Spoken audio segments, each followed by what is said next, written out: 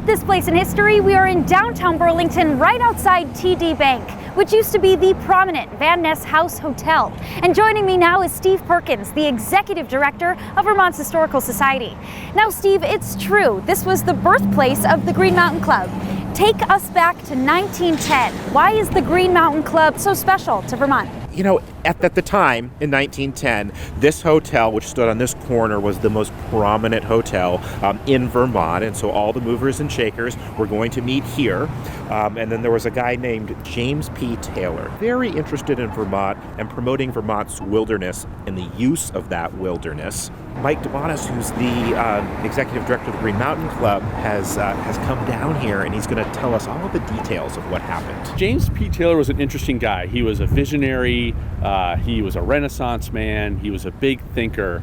And he had this idea of a long-distance hiking trail, connecting the high peaks of the Green Mountains, being able to walk long distances over multiple days. It was a very new concept. And in 1910, at this site, the Van Ness House, he gathered prominent movers and shakers in the state of Vermont to make that work happen. So how did we get from the Van Ness House Hotel to the long trail that we know today? Well, there's a lot of work from the tasting room at the Van Ness House in Burlington to the top of Mount Mansfield, but really this was the trigger. And then, oh gosh, it was such hard work over many years of flagging where the trail would go, rallying volunteers to build the trail, literally by hand with tools, carving it out of the woods, and then linking it all together.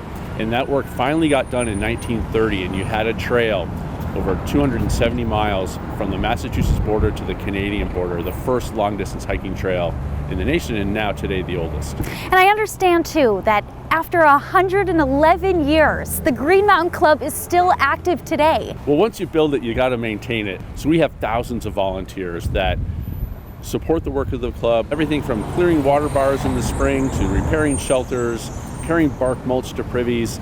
It's all of that work combined throughout the year that makes the trail happen and keeps it there for everyone to enjoy. I find it pretty symbolic that you are the executive director following in James P. Taylor's footsteps. Do you find that significant?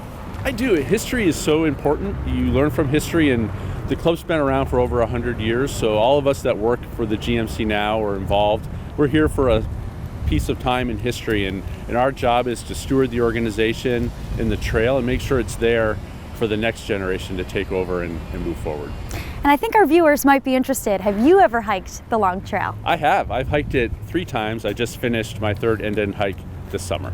Wonderful. Well, it looks like I might need to try it. At This Place in History.